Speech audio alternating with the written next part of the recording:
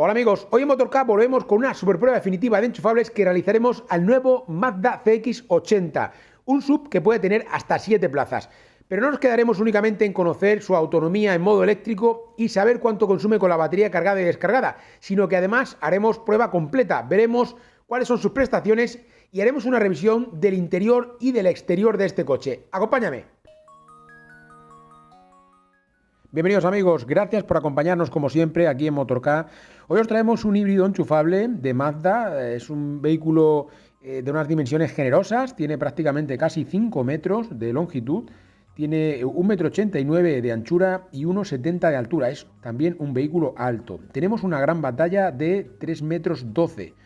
Es un coche también, como os digo, que tiene una distancia entre ejes considerable. Es un vehículo que tiene una estética muy similar a la que pudimos ver en el caso del CX-60. Veremos si hay diferencias en cuanto a la parte dinámica, pero vemos muchísimas similitudes, salvando las distancias, por supuesto, pero muchísimas similitudes entre este modelo y el CX-60.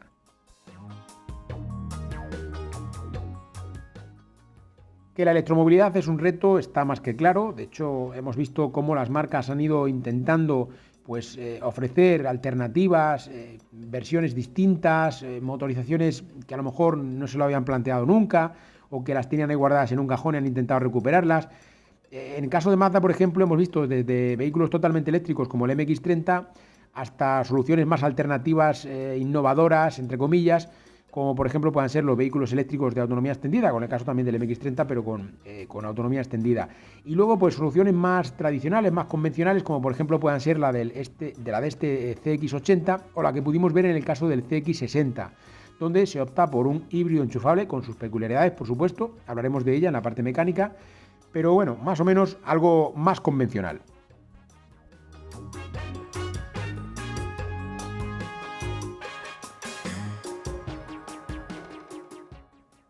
Desde el punto de vista de las cualidades o de las capacidades eléctricas, bueno, pues montamos una batería de 17,8 kWh, veremos cuánto se queda netos, sobre todo lo veremos en kilómetros, y luego pues un coche que se puede cargar hasta 7,2 kilovatios de potencia en corriente alterna, no tenemos carga rápida. Y hay que decir también que es un coche que monta una motorización que ya pudimos ver en el CX-60, es un motor que tiene, en este caso de forma conjunta, 328 caballos, 500 Nm de par. Tenemos el motor en la parte delantera, es un vehículo que puede ofrecer en este caso tracción total y bueno, pues vamos a ver sus prestaciones, veremos aceleración y adelantamiento.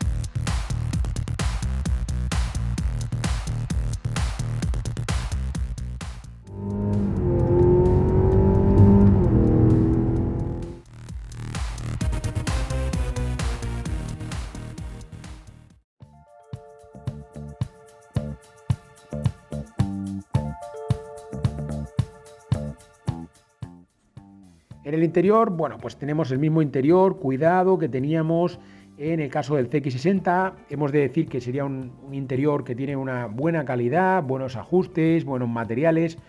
Es muy tradicional, es un diseño muy tradicional, es decir, no estamos viendo un coche futurista ni muchísimo menos, seguimos teniendo un coche de los de toda la vida. Simplemente, bueno, pues tenemos un par de displays, tenemos un display en la parte del conductor, un display en la parte central, algunas funcionalidades, lógicamente, que se van añadiendo, como es lógico, pero sigue siendo un vehículo muy tradicional. Tenemos una palanca en este caso, de ajuste de marcha, tenemos caja de cambios, hablaremos de ello más adelante, y tenemos los mandos muy tradicionales, tenemos la típica ruleta que hemos visto también en otros modelos, que durante mucho tiempo se utilizó. Ahora se ha dejado más en desuso, no hay muchos fabricantes que la estén utilizando, pero bueno, es una opción, es una alternativa que ha tenido en este caso Mazda. Veis ahí también que tenemos botón de encendido, ahí ya se van viendo pues todas estas, fijaos, ¿no? Que es curioso que hablemos de algo tradicional cuando estamos refiriéndonos a un botón de encendido. Recordemos que no hace mucho tiempo teníamos incluso llaves, ¿no? Bueno, pues esto parece que ya fue algo que nunca hubiera ocurrido, pero efectivamente antes había llaves. ¿Veis el volante? El volante es un volante deportivo, es un volante que tiene 2 zonas de control y que, bueno, nos permite pues tener todo bien a nuestra mano, porque controlaríamos la parte central, la parte que tenemos en ese display. Veis también el detalle del head-up display, que yo sobre todo lo utilizo por la noche, porque por el día me parece algo molesto, no solamente el de este vehículo, sino todos los head-up display me parecen molestos. Para la noche viene muy bien porque te centras ahí, te olvidas un poco de lo demás, pero en el caso de los head-up display que se utilizan por el día, como os digo, me parece algo absurdo.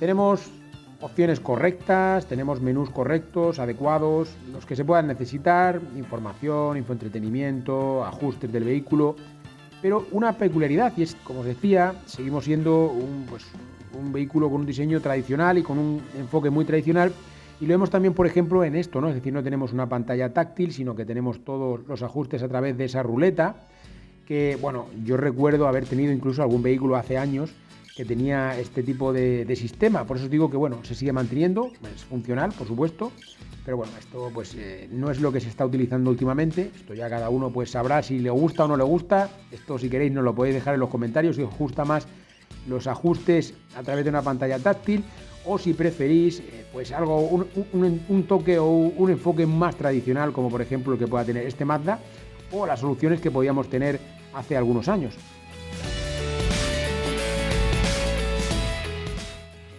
Tenemos un montón de configuraciones, especialmente también todas las relativas a las asistencias a la conducción, donde tenemos multitud de herramientas, control de tráfico cruzado, mantenimiento en el carril, yo qué sé, ayuda a prevención de salida de carril. Tenemos, bueno, todo lo que viene siendo habitual en la inmensa mayoría de los vehículos, porque como sabéis ya, esto antes era algo que tenía muy poquitos vehículos y últimamente pues todos los vehículos cuentan con este tipo de asistencias. Por eso nosotros no nos detenemos con la peculiaridad de cada una de ellas, porque al final son elementos de seguridad que parece que no, y viene muy bien que estén en todos los vehículos. Este sería el detalle de la cámara 360, para que veáis un poco cómo funciona. Ahí veis también pues cómo quedaría el encendido. Es un display digital, ¿veis? Ahí se mezcla un poco lo clásico con lo moderno, porque este display sí que es digital. Ahí veis ese botón que ya no es tan habitual en los híbridos enchufables, relativo a, bueno, al mantenimiento de un nivel de batería determinado. Ahí tenemos los modos de conducción. Este mando sería el de los modos de conducción. Tenemos un modo Sport, tenemos un modo normal, modo eléctrico y un modo off-road.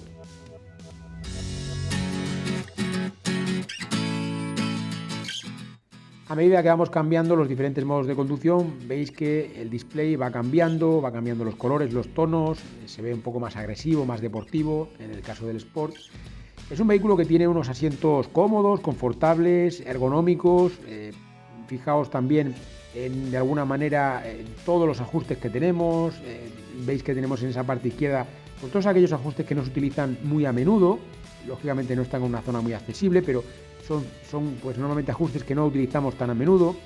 Luego tenemos más a la mano aquellos que sí que de verdad se van a utilizar, como por ejemplo puede ser el del mando del volante, de la columna de la dirección. Pues ahí lo podríamos regular tanto en profundidad como en altura, de forma eléctrica. Y al final pues tenemos todo el control de aquello que sí se utiliza más a menudo.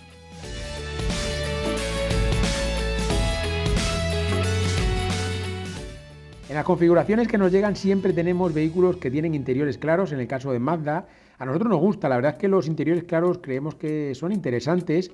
Lógicamente, con el paso del tiempo pues son más difíciles de mantener, pero sí que es verdad que siempre le dan ese toque de luminosidad. Aquí especialmente con el techo solar panorámico, pues también podéis ver que crea todavía un ambiente mucho más luminoso en el interior, con esos asientos en blanco, regulación eléctrica por supuesto en ambos asientos delanteros.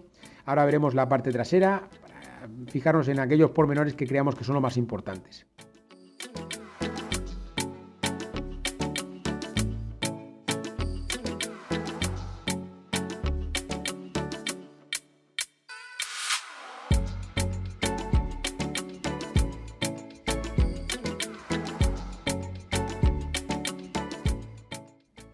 De la parte trasera deciros que nos encontramos calidades similares a las que teníamos en la parte delantera. Fijaos que tenemos ese pequeño túnel central, no es un túnel muy profundo, no nos impide que podamos llevar una posición cómoda. Tenemos mandos para la climatización en estas plazas posteriores. Luego hay que entender que hay diferentes niveles de acabado. Este acabado sería el máximo, el Takumi. Fijaos la configuración que tenemos en estas plazas posteriores. Tenemos la posibilidad de tener 7 asientos o 6 asientos. En este caso tenemos una opción que monta este coche, que tendría los 6 asientos. Es de alguna manera una especie de paquete executive, similar a, bueno, un paquete pensado sobre todo para tener mayor comodidad en menos personas, que yo también está bien porque son 6 plazas. Y como os digo, es un opcional. Si quisiéramos, pues tendríamos la configuración tradicional de 7 plazas. Aquí tendríamos 3 asientos y en la parte posterior, pues 2 asientos más.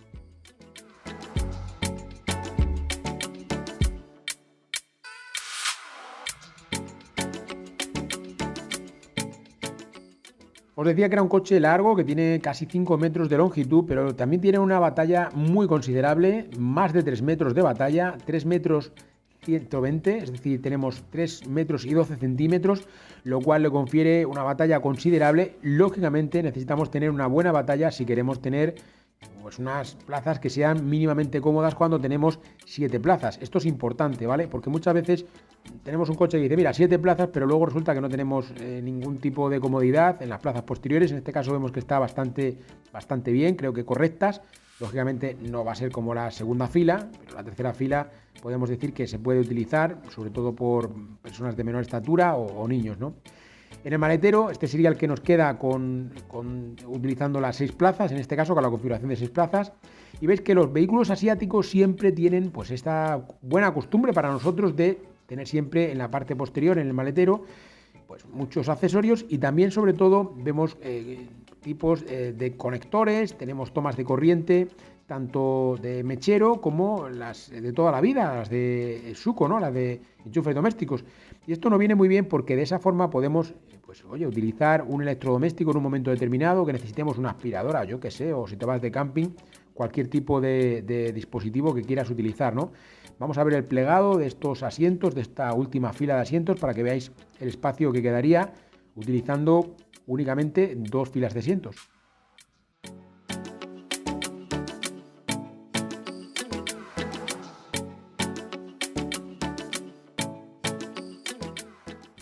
Os cuento las capacidades que tenemos para el maletero. En el caso de utilizar todas las plazas, tendríamos 258 litros de maletero. Si utilizamos 2 filas de asientos, tendríamos un volumen que podría oscilar entre los 566 y los 687 litros. Esto dependiendo del espacio que queramos dar a las personas o a la carga. Y por último, si abatimos todas las plazas, menos las de la primera fila, lógicamente, pues en este caso llegaríamos hasta los 1971 litros.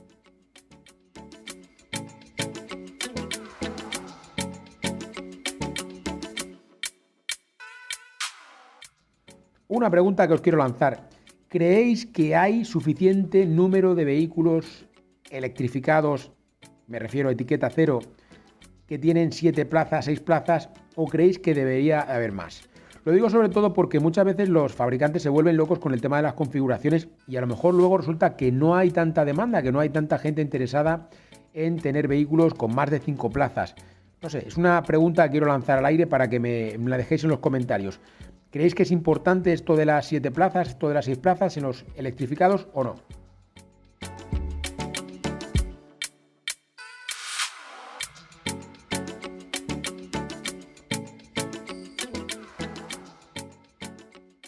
Espera, antes de que sigamos disfrutando de este vídeo, un momento, quiero recordarte que tienes disponible la web oficial del canal, motork.com, donde podemos ayudarte a conseguir la mejor oferta para ese vehículo 100% eléctrico o híbrido enchufable que tanto te gusta. Pero es que además ahora en motork.com podemos ayudarte con la instalación de tu kit de placas fotovoltaicas y por supuesto, como no, también con la instalación de tu punto de recarga, cargador e instalación.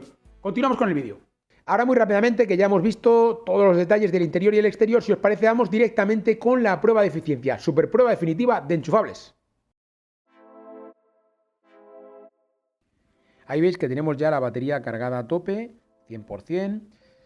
pondremos parcial a cero y sabremos cuántos kilómetros podemos recorrer sin utilizar ni una sola gota de gasolina en este CX80.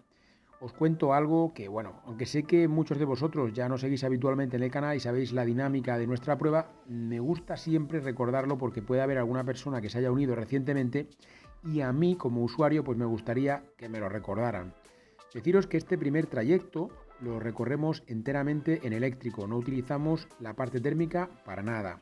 Utilizamos la climatización en todo momento y de lo que se trata es de saber pues hasta dónde podemos llegar con la parte eléctrica.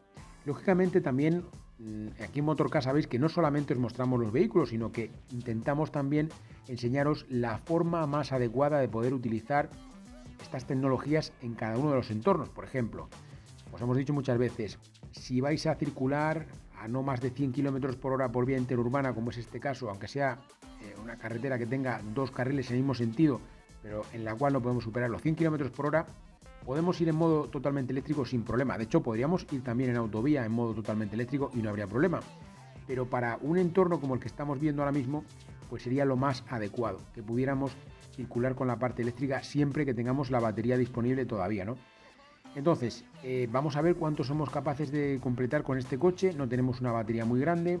Sabéis que hacemos uso de la climatización en todo momento, como no puede ser de otra manera, porque queremos recrear una situación que sea lo más estándar posible, lo más parecido a lo que vayáis a hacer vosotros en vuestro uso cotidiano. ¿Qué mecánica enteramente eléctrica tiene este Mazda? Bueno, tiene un motor que permite tener propulsión trasera, tenemos el eje posterior funcionando cuando vamos en modo totalmente eléctrico y contamos con 175 caballos, es decir, 129 kilovatios y 270 Nm de par. Vosotros diréis, ¿esto es suficiente? ¿175 caballos es suficiente para poder mover más de 2.200 kilos que pesa este coche? Y lo cierto es que sí, es un coche que empuja bien, sobre todo, como os digo, si no superamos estos 100 km por hora que hemos dicho siempre que serían los más recomendables, especialmente cuando tenemos autonomías un poco más limitadas en los enchufables. Pero bueno, como os digo, se mueve bastante bien y es más que suficiente. Aquí lo que vale sobre todo es el par.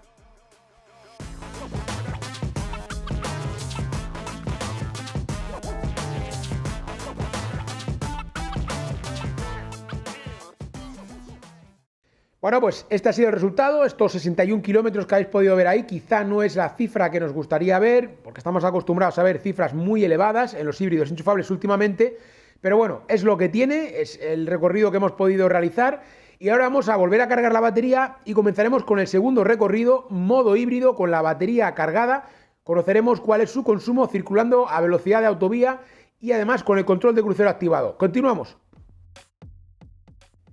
En este segundo recorrido, modo híbrido con la batería cargada, lo que hacemos es volver a cargar la batería al 100% y vamos a comprobar cuál es el consumo circulando a 120 km por hora con el control de crucero activado. Vamos a poner todos los parciales a cero y comenzaremos pues viendo cuál es ese consumo. Veis ahí ese viaje que lo vamos a poner a cero.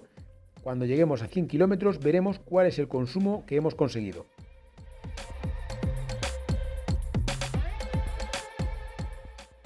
En este segundo recorrido alternamos parte eléctrica, parte térmica, de hecho es un vehículo híbrido y no pretendemos saber cuántos kilómetros podemos recorrer a 120 porque en este caso, como hemos visto ya los kilómetros que podemos hacer a una velocidad más moderada, no tiene mucho sentido.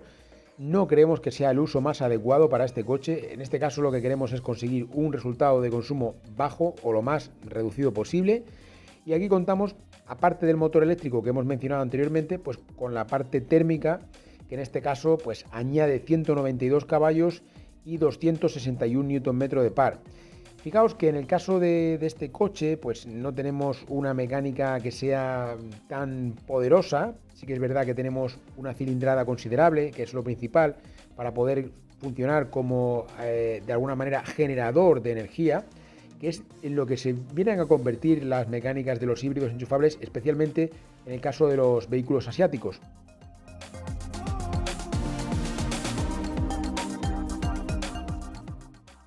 El que hayamos dicho que no es lo más recomendable utilizar el modo totalmente eléctrico para circular a 120 km por hora no quiere decir que no lo podamos hacer. Podemos circular a 120 con el control de crucero activado y en modo totalmente eléctrico si queremos. Y de hecho algún trayecto lo hemos circulado en modo totalmente eléctrico, pero que sepáis que no es lo más recomendable, no es la forma de conseguir el mejor rendimiento de un híbrido enchufable y sobre todo, como os decía, cuando no tenemos una gran batería. Sí que es verdad que ahora estamos encontrándonos con algunos modelos que tienen baterías muy grandes, baterías que nos permiten recorrer pues todo este trayecto a 120 y en eléctrico, pero de momento no podemos decir que esto sea aplicable a todos los enchufables. En el caso de coches como este, que tienen una batería con una capacidad más limitada y que nos permiten utilizarlo de forma alterna, lo mejor es, como os digo, lo de siempre, utilizar la parte eléctrica para las bajadas y para los llanos y utilizar la parte térmica o de forma conjunta para las subidas, porque de este modo podremos alargar al máximo la batería. Esto nos lo preguntáis muchas veces, pero yo creo que las personas que preguntan por estas cosas luego finalmente no ven estos vídeos en concreto o no ven esta prueba en concreto. Y eso es importante porque luego vemos que esas preguntas salen una y otra vez en los comentarios. Importante, lo repetimos hasta la saciedad. En las bajadas y en las zonas más favorables circularemos en eléctrico siempre que tengamos energía en la batería, y cuando tengamos una subida delante de nosotros, lo mejor es que vayamos o bien alternando parte eléctrica y parte térmica, o bien que directamente lo dejemos para que tire más de la parte térmica, porque con esto conseguiremos alargar la batería para aquellos trayectos en los que sean más favorables y con esto reducir el consumo.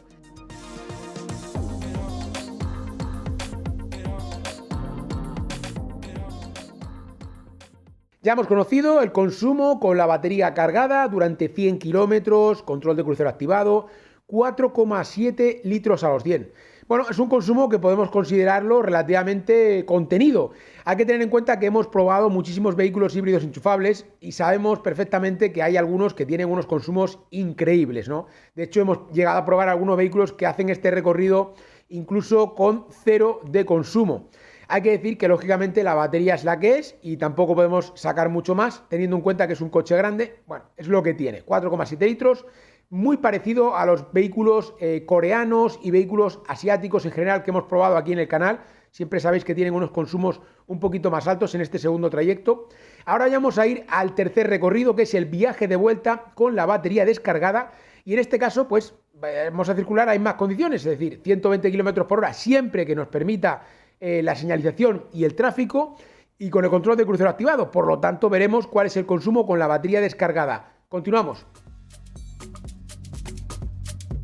Tercer y último recorrido, modo híbrido con la batería descargada, el trayecto más comprometido para cualquier híbrido enchufable, para cualquier PHEV. ¿Por qué? Pues porque es el momento en el que nos encontramos ya sin esa energía extra adicional que tenemos introducido a través del enchufe. En este caso ya no contamos con ello, tenemos que tirar más de la parte térmica.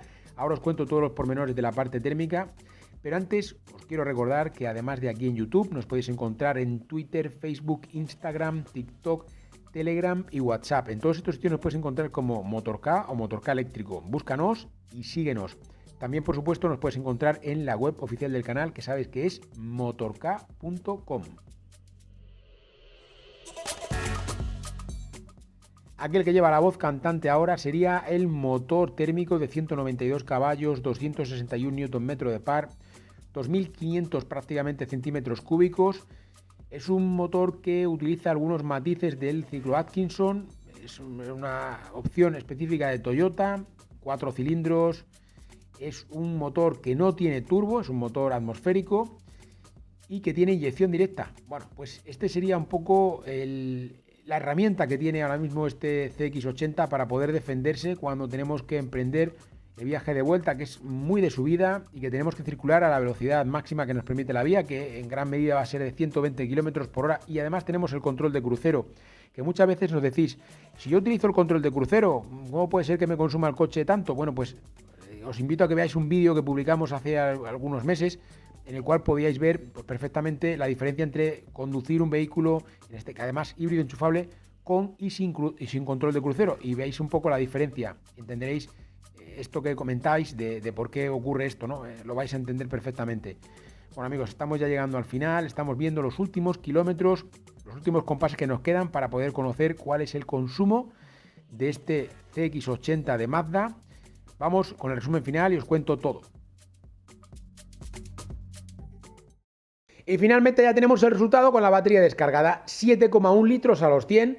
en las circunstancias que nos han rodeado a esta prueba, que tampoco han sido unas condiciones pues ni buenas ni malas, han sido más o menos unas condiciones medias, podríamos decir. Por lo tanto, nos vale perfectamente para poder entender cómo se comporta este coche desde el punto de vista de los consumos.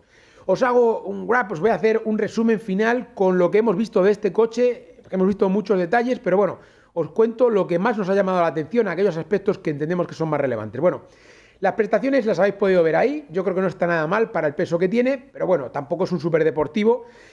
Por otro lado, hemos visto que tenemos una autonomía un poco limitada cuando tenemos únicamente la parte eléctrica.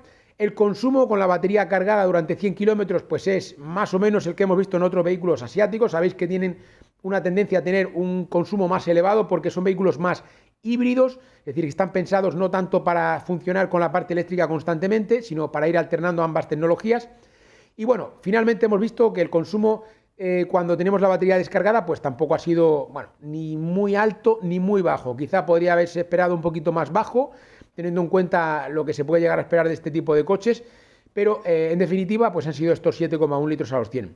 Y ya en general, algunos otros aspectos que nos han llamado la atención, pues yo os diría sobre todo que es un vehículo que tiene una posición lógicamente, como no podía ser de otra manera, elevada. Tenemos una postura de conducción cómoda.